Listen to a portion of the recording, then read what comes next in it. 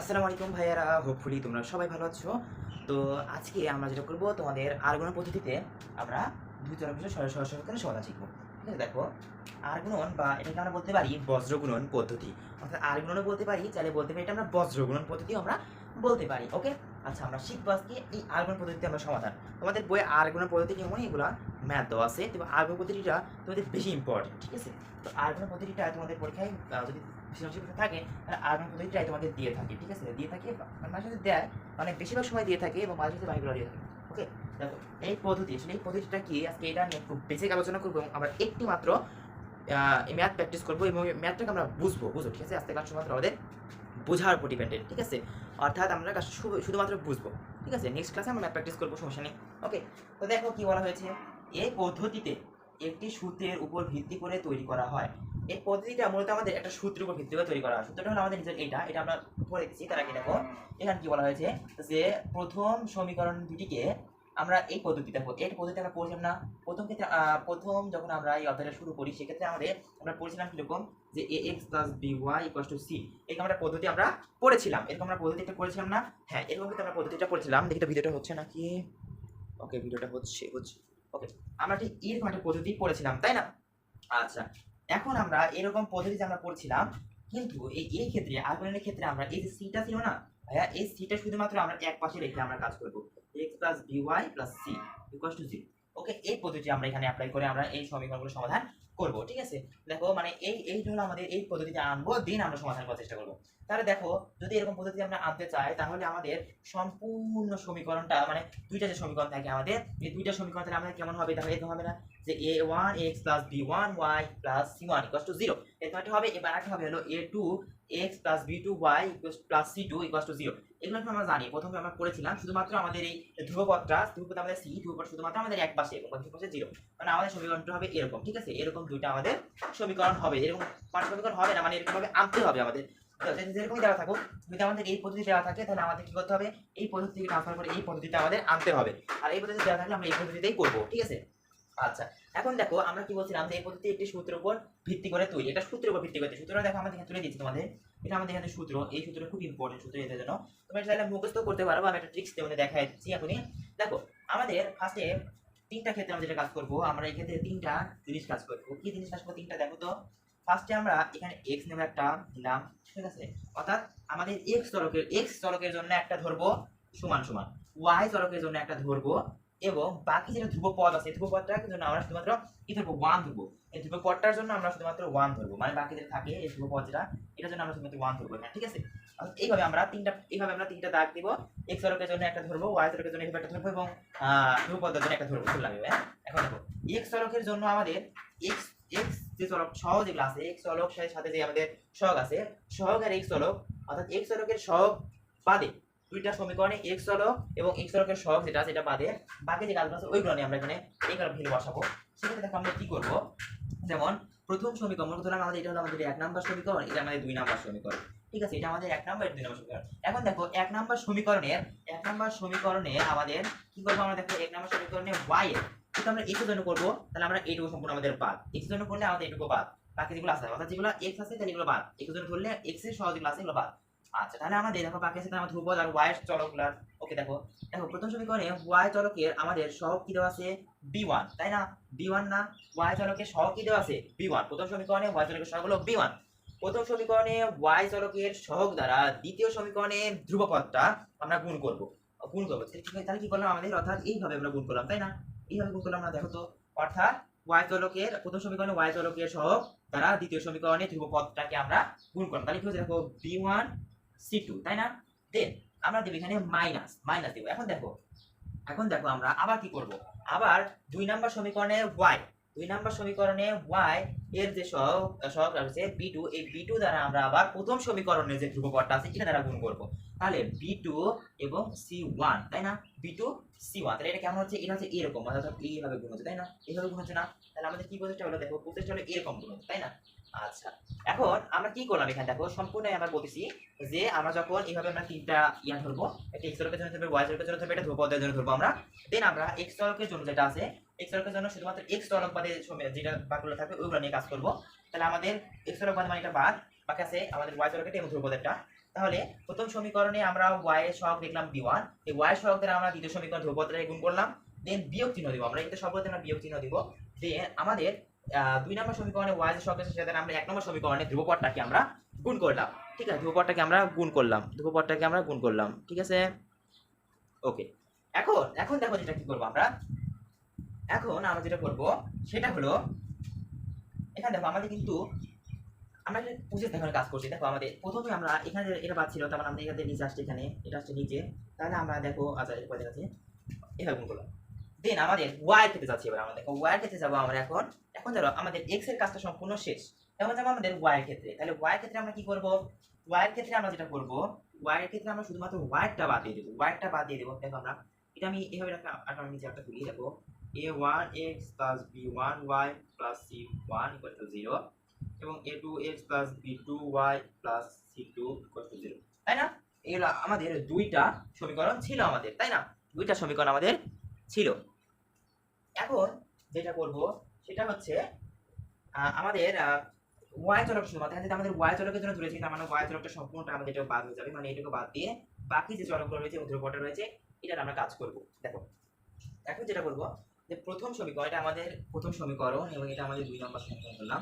প্রথম সমীকরণে আমাদের x এর যে সহগটা আছে, x এর সহগ দ্বারা দ্বিতীয় সমীকরণে আমরা কি করব, দ্বিতীয় সমীকরণে আমরা ধ্রুবকটা আমরা গুণ করব, ঠিক আছে। আচ্ছা, তার আগে আমরা একটা কাজ করি, এখানে দেখো প্রথম সমীকরণে ধ্রুবকটা আছে না, ধ্রুবকটা দ্বারা দ্বিতীয় সমীকরণে আমরা x এর যে সহগটা সেটা দ্বারা গুণ করব, অর্থাৎ c1a2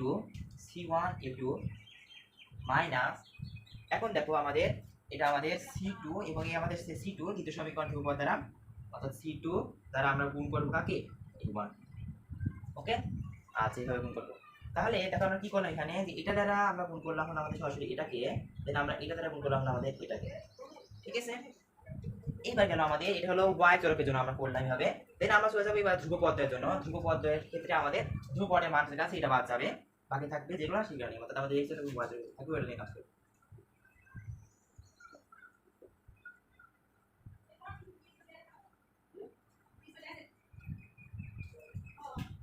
এখন দেখো আমরা এই ক্ষেত্রে এটার ক্ষেত্রে আমরা শুধুমাত্র এই ধ্রুবপদটা আছে এটা বাদ দিয়ে দেবো, এটা বাদ দিয়ে বাকি থাকে এগুলো, তাহলে এগুলো দেখে আমরা কি করবো দেখো, তাহলে আমাদের এখানে দেখো আছে হলো x চলকের সহগ যেটা আছে, x চলকের সহগ দ্বারা আমরা গুণ করব দ্বিতীয় সমীকরণের, x চলকের সহগ দ্বারা আমরা গুণ করব দ্বিতীয় সমীকরণের y এর যে সহগটা সেটা দ্বারা, তাহলে আমাদের হচ্ছে a1 b2 মাইনাস,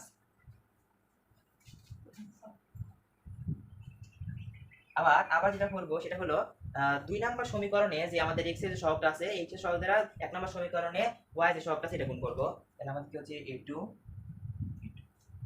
তাই না, a2 এবং তারপরে b1। ওকে, তাহলে আমরা এইভাবে করব, ঠিক আছে। এইভাবে করলে আমাদের দেখো সূত্রটার সাথে আমাদের মিলে যাচ্ছে সম্পূর্ণ এরকম।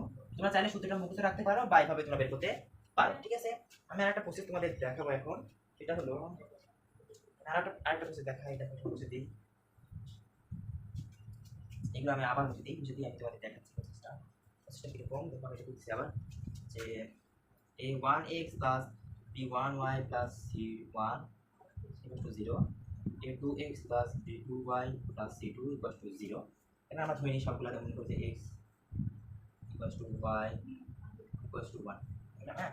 এখন দেখো x চলকের জন্য মানে x আমাদের সম্পূর্ণ বাদ, এটা আমাদের বাদ, যদি এটা আমাদের সম্পূর্ণ বাদ তাহলে আমরা বাকি এটা কাজ করব। তাহলে আমরা দেখো b1 টা দেখো, b1 থেকে আমরা এটা গুণ করলাম, তাহলে আমরা এখানে কি দাও আমাদের 1 নাম্বার থেকে এটা 2 নাম্বারে দেখো, 2 নম্বর সমীকরণ 1 নাম্বার থেকে 2 নাম্বারে গেল, তাহলে আমাদের b1 c2, তাহলে আমাদের এটা কি আছে নিচের দিকে আসে, প্রথমে নিচের দিকে আসলো, তার মানে আমাদের এটা কোথা আছে, মনে করো একটা পয়েন্ট চিন্তা করো, মনে করো যে এই পয়েন্ট থেকে একটা পয়েন্ট মনে করো যে b1 মানে y যে সহগটা ছিল ওই y সহগের সহগ থেকে আমাদের যাবে হলো কোথায়, এটা পয়েন্ট যাবে মনে করো যে y সহগ থেকে আমাদের ধ্রুবপদে যাবে, মনে করো যে পয়েন্ট এখানে ছিল, এখান থেকে চলে গেল এখানে পয়েন্টটা, তাহলে আমাদের পয়েন্টের নিচে আছে 2 নম্বর সমীকরণ আছে, তাহলে 2 নম্বর সমীকরণ থেকে মানে আবার এই 2 নম্বর সমীকরণে আবার 1 নম্বর দিতে হবে, তার মানে এইভাবে 1 নম্বরে মাইনাস b2c1, তাই না। আচ্ছা, তাহলে আমরা দেখো এই পয়েন্টটা কিন্তু আবার উপরে চলে গেছে, এখানে আসলে আবার উপরে চলে গেছে, মানে উপরটা কি হবে সেক্ষেত্রে আমরা y কে দেবো, এটা বাদ এটা থাকবে, তখন উপরে কিন্তু আমার কি c1 আছে, আমাদের c1 দ্বারা আমাদের A1 গুণ করবো C1 ইন্টু A2। এখন দেখো আমাদের কীভাবে হলো এটা হলো আমাদের এইভাবে আসলো, অর্থাৎ নিচে আসে, তাহলে আমাদের নিচে আসে ধ্রুব পয়েন্ট বলতে আমাদের C2 থেকে আবার তাহলে আমাদের উপরে যাবে, অর্থাৎ C2 ইন্টু A1, তাই না? ওকে, এখন দেখো আমাদের আবার এটা পয়েন্ট চলে আসবে উপরে, তাহলে আমাদের উপরে এখন আমাদের ধ্রুবটা বাদ যাবে, ধ্রুবটা যদি আমাদের বাদ যায়, পয়েন্ট আছে আমাদের উপরে, তাহলে A1 পয়েন্ট ছিল, A1 থেকে যাবে এটাতে, তাহলে A1 B2 মাইনাস, দেখো B2 তে চলে গেছে, আমাদের A2 থেকে আবার যাবে হলো আমাদের B1। ঠিক আছে, তো এইভাবে আমরা করবো, এইভাবে করলে আমাদের হয়। ঠিক আছে, তো তোমরা চাইলে সূত্রটা মুখস্থ রাখতে পারো বা চাইলে এইভাবে বের করতে পারো, সম্পূর্ণ এই প্রসেসটার মাধ্যমে তোমরা বের করতে পারো। ঠিক আছে, এখন আমরা যেটা করবো সেটা হলো, এখন আমরা যেটা করবো একটা ম্যাথ প্র্যাকটিস করছি, ম্যাথ প্র্যাকটিসটার মাধ্যমে আমরা ক্লিয়ার করব সম্পূর্ণ এটা।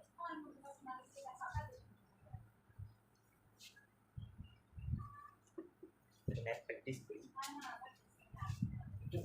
তোমাদের বলেছিলাম একটা ম্যাথ আমি নেই, 7 নম্বর ম্যাথটা নেব, 2x plus 3y plus 5 equal to 0 এবং 4x plus 7 equal to 6, 4x plus 7 plus 6 equal to 0। তো এটা আমাদের একটা সমীকরণ, এটাকে আমরা ধরবো 1 নম্বর সমীকরণ এবং এটাকে ধরবো আমরা 2 নম্বর সমীকরণ, এটাকে 1 নম্বর এবং এটাকে 2 নম্বর সমীকরণ ধরবো। আমাদের প্রসেসটা কি ছিল, প্রথম ক্ষেত্রে আমাদের এই যে ax plus by plus c equal to 0 এই প্রসেসটা আনতে হবে, এই প্রসেসটা আমাদের করাই আছে। দেখো এটা আমাদের আনার কোনো প্রয়োজন নেই, তাহলে আমরা শুধুমাত্র কি করবো যে আর গুণন পদ্ধতিতে সমাধান করে পাই, এভাবে লিখবো আমরা। ঠিক আছে, তাহলে আমাদের কি করেছিল, এইভাবে লিখবো আমরা একটা, এইভাবে লিখবো আমরা একটা এবং এইভাবে আমরা আরেকটা লিখবো। ঠিক আছে, লিখলাম। এখন দেখো এর জন্য মানে আমাদের বাদ এটা আছে ক্ষেত্রে, তাহলে মানে এখানে এটা গুণন কথা হচ্ছে আমাদের 3 ইন্টু 6, তাই না? 3 ইন্টু 6 মাইনাস, দেখো আমাদের আবার দেখো 7 ইন্টু 5, তাই না? এই হচ্ছে, তাই না? এই হচ্ছে, দেখো প্রথমে এই পয়েন্টটা আমাদের ছিল এখানে, এই পয়েন্টটা আবার আসলে আমাদের নিচে, কারণ নিচে মানে আমাদের নিচে আসে, আবার নিচ থেকে পয়েন্টের উপর চলে গেল, তখন এইভাবে আমরা এইভাবে করলাম। আবার দেখো ওয়াই ক্ষেত্রে আমাদের এটা বাদ, তারপরে এটা আছে, তাহলে আমাদের কি হবে, তখন কি করেছিল 5 ইন্টু 4 মাইনাস আমাদের কি হবে দেখো, তো 5 ইন্টু 4 মানে কত হচ্ছে আমাদের, এখানে 5 ইন্টু 4 হলো, 4 নিচে চলে গেছে, আবার আমাদের 6 হয়ে যাচ্ছে আমাদের 6 ইন্টু 2, তাই না? 6 ইন্টু 2 না, আচ্ছা এখন দেখো উপরটা আমাদের বাদ, তাহলে আমাদের ছিল কথা উপরে ছিল, আমাদের ছিল কথা উপরে ছিল না, উপর থেকে আমাদের দেখো এটাতে অর্থাৎ আমাদের 2 ইন্টু আমাদের 7 মাইনাস 7 মাইনাস এবং আমাদের নিচে হচ্ছে 4 ইন্টু 3। দেখো আমরা এই প্রসেস আমরা করে পেলাম, তাহলে তোমরা সূত্র থেকে আমরা সরাসরিভাবে দেখে দেখে সূত্র তারা মুখস্থ করবা, সেই সূত্র থেকে বসাবা, আর সূত্র মুখস্থ করবা, তাহলে এইভাবে করে বসাবা। এখন দেখো আমরা ক্যালকুলেশন করি, কিছু না করার সময় আমাদের ক্যালকুলেশন করতে হবে, ক্যালকুলেশন করলে আমাদের উত্তরটা বেরিয়ে আসবে 18 minus 35 equals to y divided by 20 minus 12 equals to 1 divided by 14 minus 12, তাহলে আমাদের হচ্ছে divided by minus 70, তাই না? 70 equals to আমাদের হচ্ছে এখানে y divided by 8 equals to 1 divided by 2। এখন দেখো আমাদের এই ক্ষেত্রে দেখো আমাদের এটা হলো সম্পূর্ণ আমাদের সমান হলো। এখন আমরা কি বলতে পারি এক্ষেত্রে আমরা জিনিস বলতে পারি যে এইটা মানে তিনটাই কিন্তু আমাদের সমান, তিনটাই আমাদের সমান না, এটা সমান এটা সমান এটা সমান, আমরা বলতে পারি এটা সমান সমান এটা, বা এটা সমান সমান এটা আমরা বলতে পারি, তাই আমরা কি বলতে পারি এখানে দেখো আমরা এখানে আমরা কি বলতে পারি যে অতএব x divided by -17 equals to half, এটা বলতে পারি। যেক্ষেত্রে আমাদের x এর মানটা শুধু আমাদের গুণ হয়ে যাচ্ছে, তাহলে -17 divided by 2, এটা হচ্ছে আমাদের একটা। আবার কি হচ্ছে দেখো, আবার আমরা বলতে পারি না y divided by 8 equals to half, এটা বলতে পারি, তাহলে y equals to 8 divided by 2, অতএব y equals to আমাদের ছিল 4, এবং একটা হলো -17 divided by 2 এবং একটা হলো 4, অর্থাৎ x এর মান হলো -17 divided by 2 এবং একটা হচ্ছে আমাদের 4। তাহলে আমাদের অ্যানসারটা কি হবে দেখো তো, অতএব আমাদের x, y ইকুয়াল টু হবে হলো -17 divided by 2, 4, এটাই হলো আমাদের ANS অ্যান্সার। ঠিক আছে, এটাই হলো আমাদের অ্যান্সার। খুব তোমরা সবাই এটা বুঝতে পেরেছো। দেখো সবাই কি করলাম, এই প্রসেস সম্পূর্ণ এটা প্রসেস ছিল। হ্যাঁ, তো একটু টেনে দেখবা যদি না বুঝতে পারো, তো আজকে ক্লাসটা এটুকুই।